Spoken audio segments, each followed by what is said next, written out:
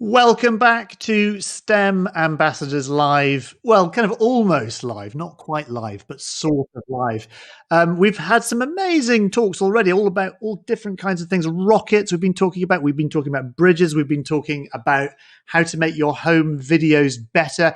Now, our next talk from Dan Rouse, I'm really looking forward to, because one of the things about being inside and being at home a lot over the last few weeks is that certainly I have, I don't know about you, have had a lot of time to look out my window and see all the wildlife. I've got a whole world of birds that have visited me. I've got a pair of robins, some blackbirds. I've got a fox that visits me as well. And I've taken great pleasure in getting to know the local wildlife. So our next talk, Dan Rouse is going to talk to us a little bit about bird feeding and bird adaptation. And I have got lots and lots of questions for Dan after her talk in order to make my own bird feeding regime a little bit better. But I'm going to hand over to Dan. And then after that, we will have some questions. So Dan, are you there?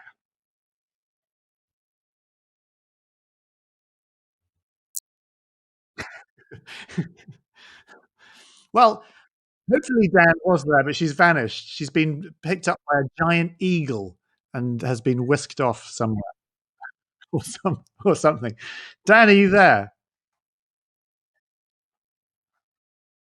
Stuart's vanished. He's also been picked up by a giant eagle, carried off somewhere. There we go. Shall I do that whole thing again?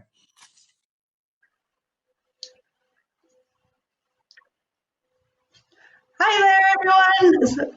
My name is Dan Rouse, and I'm going to be talking to you about bird adaptations in their face and in their beaks. So, a lot of you get birds in your garden, but we're going to broaden our spectrum a little bit more, and we're going to have a look at some different birds. Now, I've got a range of things in front of me that I'm going to show you. So, if you have a little bit of a squeamish thing, feel free to look away, but they are really cool. So we'll start off with number one, which is one of my favourite birds. So this is a skull of a bird of prey. So you can tell it's a bird of prey by just how big this eye hole is. So the ears come into this area, but just look how big that eye is. And another huge giveaway is the beak. So the point of it is very short, but very, very thick. So it's really good for crushing and pulling at things. And just look how pointy that is. Can you see it? So it's really, really pointy at the end. So this is the skull of a buzzard. So you've probably seen them soaring above your gardens or on the streets.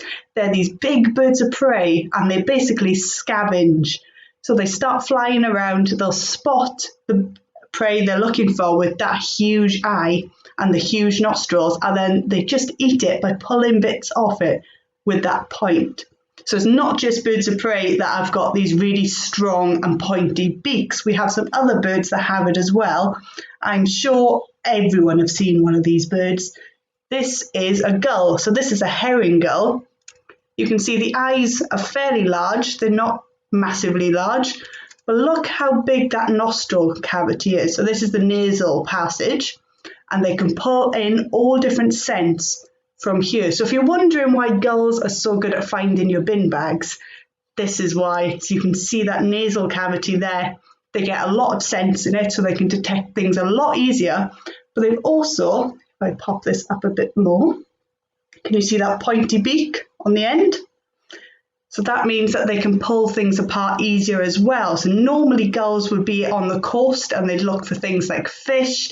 They'll look for things coming off boats that they're putting into the ocean and putting in. So they're a lot more adapted to scavenging. But gulls have got the ability to detect things that other birds can't, just because they have a massive nasal cavity, so they can smell things a lot more.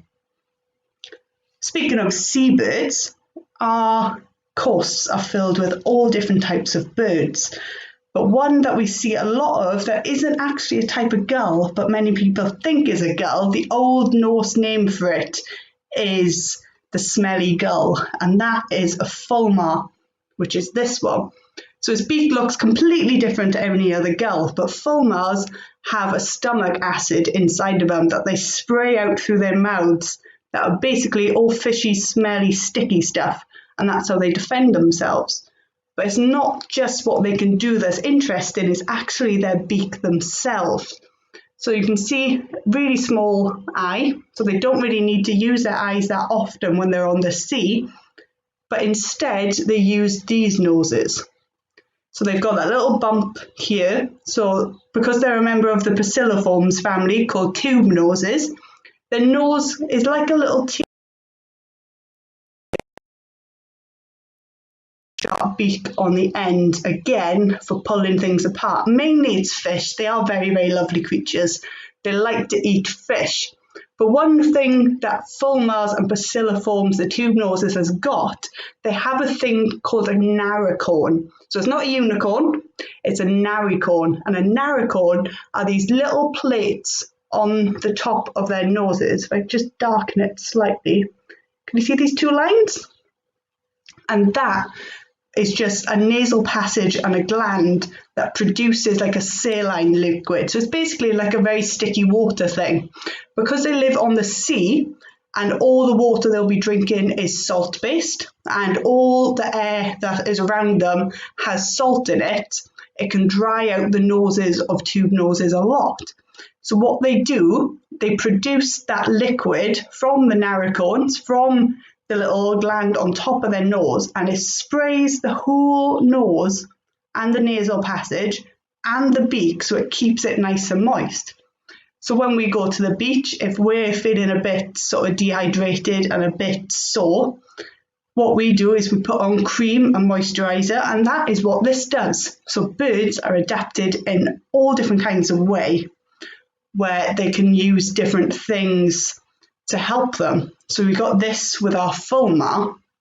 The different birds actually have that as well. So fulmars are a species of the Bacilliform family, but other birds actually have that adaptation as well, which is another member. This one is a guillemot. So you've probably seen guillemots, especially if you live in Wales or you live next to the coast. They nest onto cliff faces and they nest in big, big colonies together. Their eggs look a bit like a pear. So that just means when the egg rolls on the cliff top, instead of rolling in a round and off the edge of the cliff, because they're oval, guillemot eggs are like a pear. So when it rolls, it'll continuously roll into a circle, which means when the adults have to fly off to find food, that egg, if it gets bumped, will just roll around into a circle because it's pointed at one end, like a pear would be. So back to our skull of our guillemot. You can see they have nice big eyes, not massive like our buzzards. If you look at the size difference between these two, the guillemot's head looks slightly bigger than the buzzard. Birds are typically all fluff. So whenever you see birds and you're wondering why a buzzard's skull looks so small, it's because they're full of fluff, and that helps with their hearing, which I'll go on to in a second.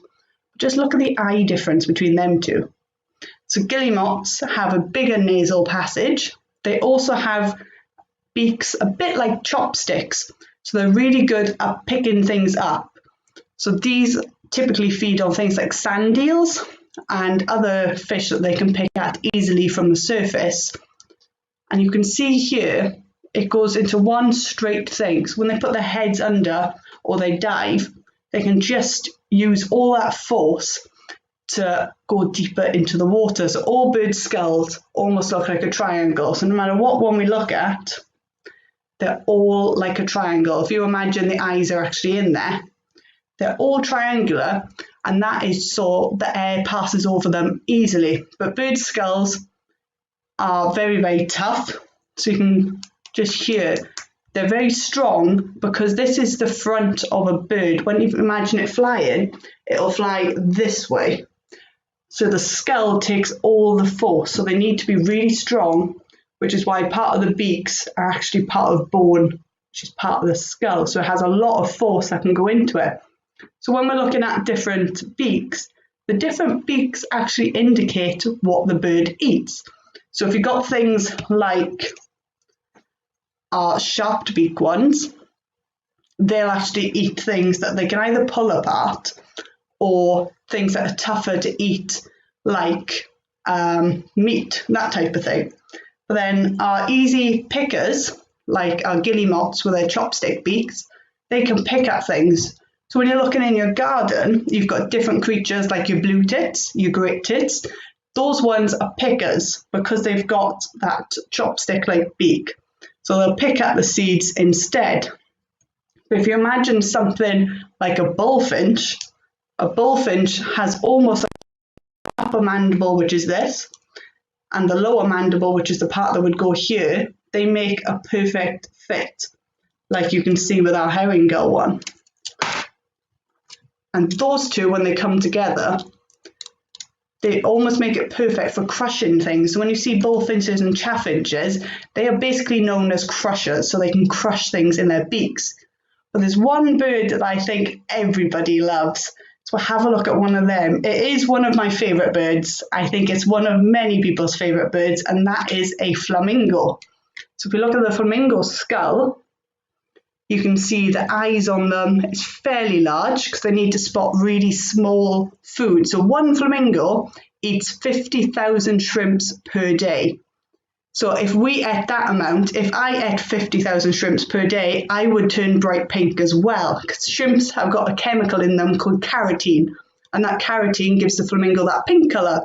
So if you want to turn bright pink, you need to eat 50,000 shrimps a day. So if we go back to our flamingo, the nose actually goes in this part here. You can just see that little slit.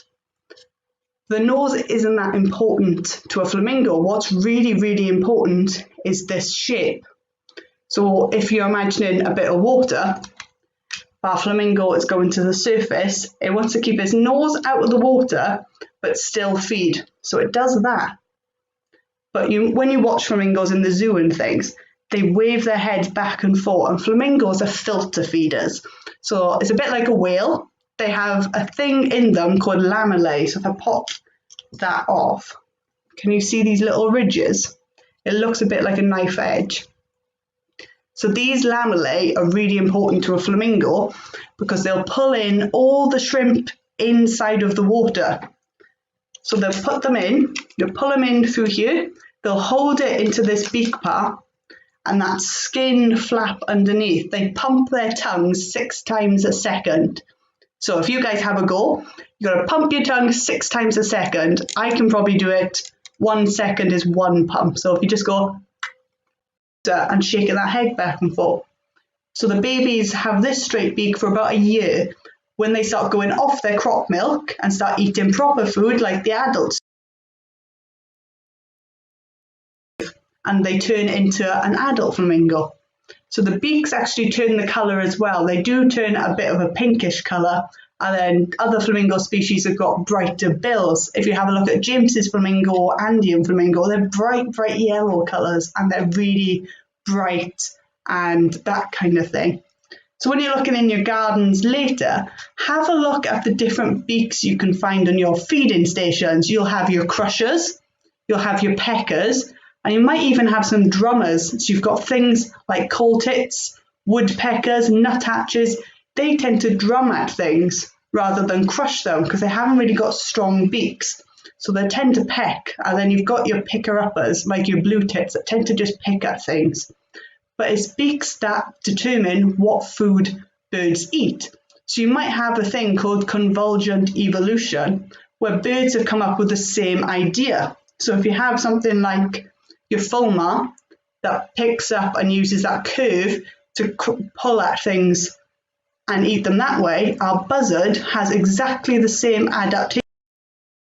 Dan, you are a STEM ambassador superstar. Thank you very much indeed. That was fascinating. Actually, just thinking about my own garden, interestingly, the tits all gather around my coconut. I've got half coconut, which I've put in suet balls. I've sort of squished them in. They love that. But my robins, not interested at all. So my robins, very, very fussy, the robins, although they are kind of like the gangsters of the garden bird world. I put mealworms out for them just on the ground. And they love the mealworms. They go crazy for mealworms. In fact, they come inside the house. If I have the door open, they just come in and stand in front of me like that, demanding. So there. One thing you said that was really interesting. Sorry, one thing really interesting, that idea you were talking about, convergent evolution, where evolution finds that same solution many times. The eye is a very good example of convergent evolution.